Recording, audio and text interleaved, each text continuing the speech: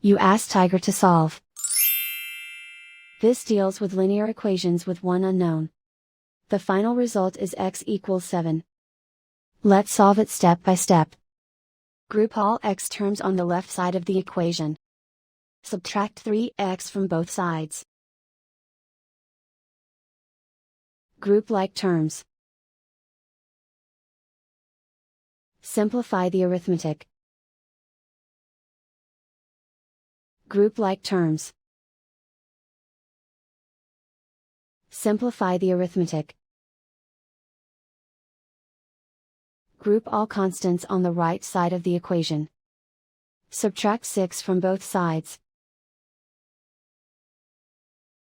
Simplify the arithmetic.